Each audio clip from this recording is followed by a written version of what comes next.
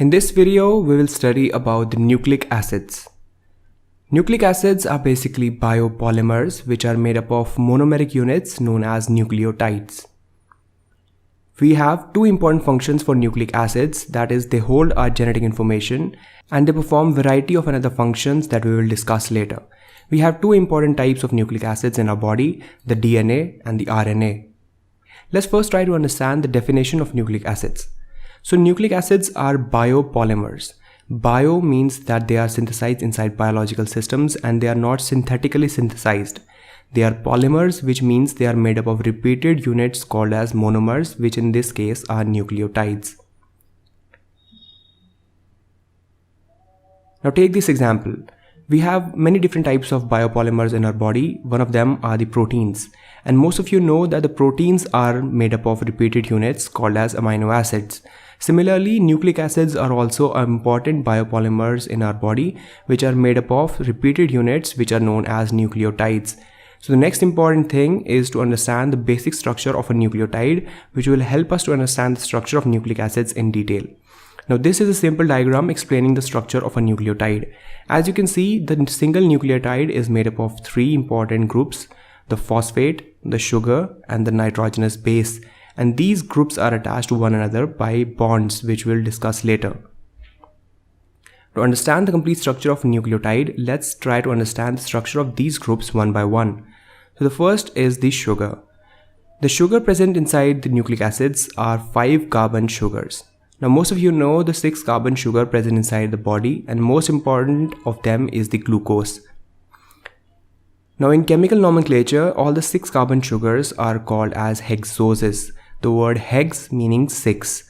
There are different types of hexoses in our body other than glucose, like the mannose and galactose. Similarly, 5 carbon sugars are called pentoses, the word pent meaning 5. There are different types of pentoses in our body, but the two important types of pentoses that are present inside the nucleic acids are the ribose and the deoxyribose. Now this is a simplified structure of the sugar present inside the nucleotide. Now if we compare this structure with the chemical structure of the ribose and deoxyribose on the right, you can see the structure clearly. We have carbon atoms on each of these corners. Note that the last carbon atom is located outside the ring. We have an oxygen atom at the center topmost position. You can also see in this chemical structure that the carbon atoms are named from 1 to 5 in a clockwise direction. So the carbon atom next right to the oxygen is called C1, so C2, C3, C4 and C5. C5 is located outside the ring. You can also see in this chemical structure we have different type of functional groups attached to these carbon atoms, like the hydroxyl group and the hydrogen atom. The most important of these functional groups which determine whether the sugar is ribose or deoxyribose are present at the carbon number 2 and the carbon number 3. In the sugar ribose, we have a hydroxyl group that is attached to the carbon number 2.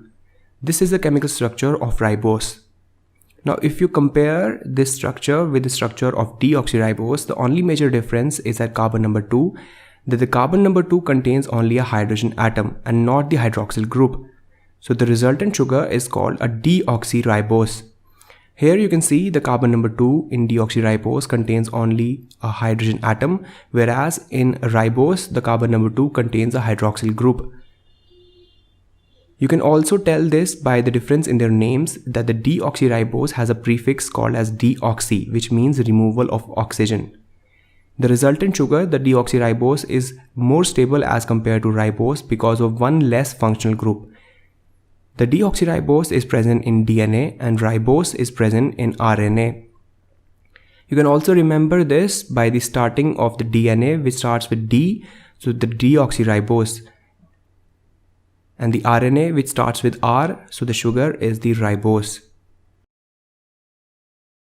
The next important group to study in the structure of nucleotide is the phosphate group, which is this entity right here. The phosphate group consists of a phosphorus atom in the center to which 4 oxygen atoms are attached which are negatively charged. The phosphate group is the same phosphate group which is present in the adenosine triphosphate, the energy carrying molecule of the body. However, in ATP, we have 3 molecules of phosphate which are attached to one another by high energy phosphodiester bonds. The phosphate group is a polar molecule due to the presence of highly ionized oxygen atoms which impart negative charge to the phosphate group. Now the third important structure present in the structure of a nucleotide is the nitrogenous base. Nitrogenous bases are basically molecules that contain nitrogen in varying amounts and they act as a base. Now, most of you know that the human body contains organic chemicals which have carbon, hydrogen and oxygen in varying amounts. In nitrogenous bases, nitrogen combines with all of these atoms to form ring-like structures. These molecules are called bases since they can donate electrons to other molecules and form new molecules in this process. The nitrogen combines with all of these other atoms to form ringed structures. Now we can have two different types of ringed structures. One where there are single rings and second where there are double rings.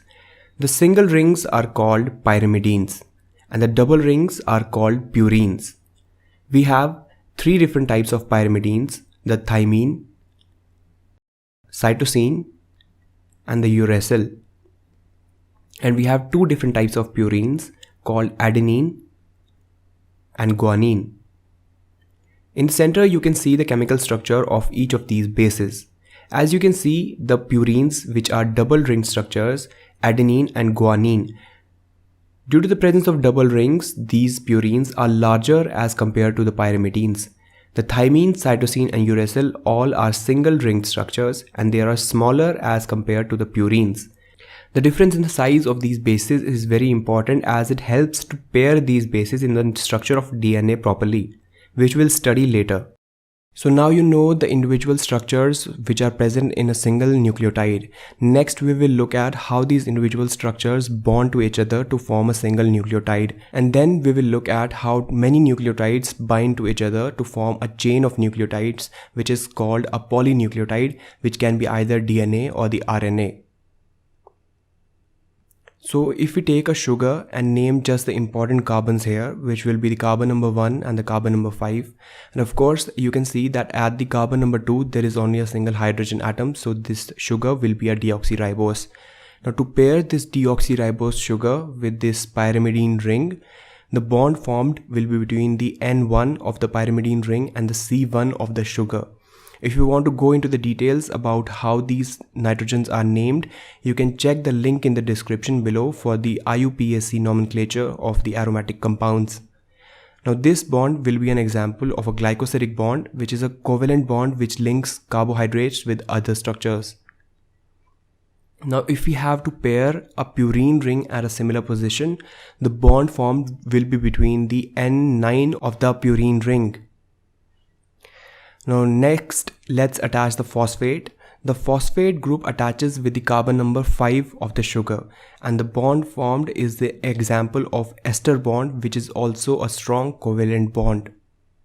So now you know how the three structures in a single nucleotide bind to each other to form one nucleotide. Next, if we look at how many nucleotides bind to each other to form a chain of nucleotides called polynucleotides.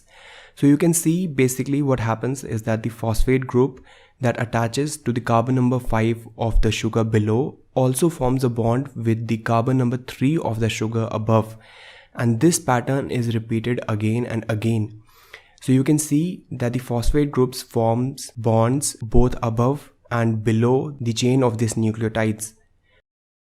So as a result, a long chain of nucleotides is formed which consists of a sugar phosphate backbone, and in the center we have all these nitrogenous bases which project from the sugar phosphate backbone. Now this can be an example of RNA if the sugar present in this example will be a ribose sugar. But if we take a similar strand of polynucleotide and run it in opposite direction, and this strand binds with the original strand through hydrogen bonds. Now here comes the role of complementary base pairing. Now what complementary base pairing says that only adenine forms a hydrogen bond with thymine and only guanine forms a hydrogen bond with cytosine. Now this is a universal rule that is applied in the structure of a DNA. So here you can see adenine forms a hydrogen bond with thymine, and similarly thymine forms hydrogen bond with only adenine. In similar case, guanine forms a hydrogen bond with cytosine and vice versa.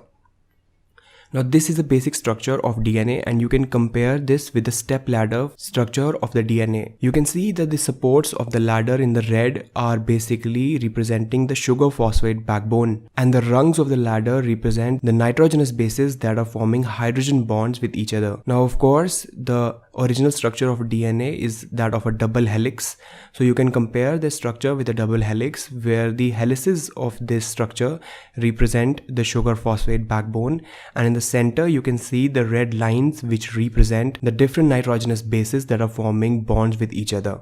So this was an introductory video explaining you the structure of nucleic acids.